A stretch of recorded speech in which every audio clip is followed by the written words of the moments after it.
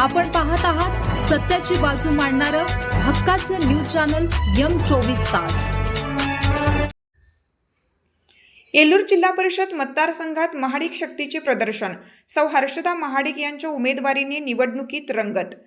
सांगली जिल्ह्याच्या राजकारणात आपले वेगळे वलय निर्माण केलेले जिल्हा परिषद बँकेचे संचालक राहुल महाडिक यांच्या सुविद्य पत्नी आणि ज्येष्ठ शिक्षण तज्ज्ञ सौ हर्षदा महाडिक यांनी येल्लूर जिल्हा परिषद मतदारसंघातून भारतीय जनता पक्षाच्या चिन्हावर शड्डू ठोकला आहे।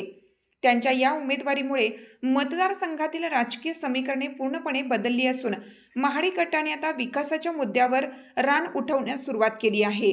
सौ हर्षदा महाडिक यांची ओळख केवळ एका राजकीय कुटुंबातील सून एवढीच मर्यादित नसून त्यांनी स्वतःच्या कर्तृत्वाने आपला ठसा उमटवला आहे।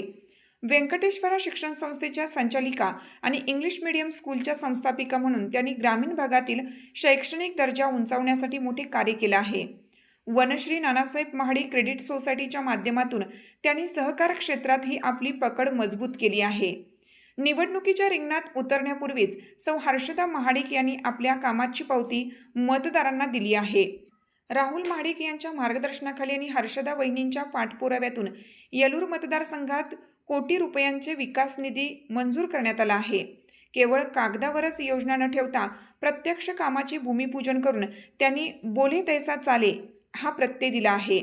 गेल्या काही काळापासून सौ हर्षदा महाडिक यांनी मतदारसंघात महिलांचे मोठे जाळे विणले आहे। बचत गट, सामाजिक उपक्रम आणि थेट जनसंपर्क यामुळे महिला वर्गाचा त्यांना मोठा पाठिंबा मिळत आहे।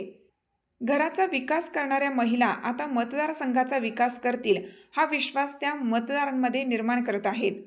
येल्लूर मतदारसंघाचा सर्वांगीण विकास आणि प्रलंबित प्रश्न सोडवणे हेच माझे मुख्य ध्येय आहे।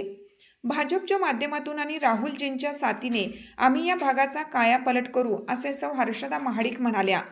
हर्षदा महाडिक या आपल्या होम ग्राउंडवरून निवडणूक लढवत असल्याने विरोधकांसमोर मोठे आव्हान उभे राहिले आहे।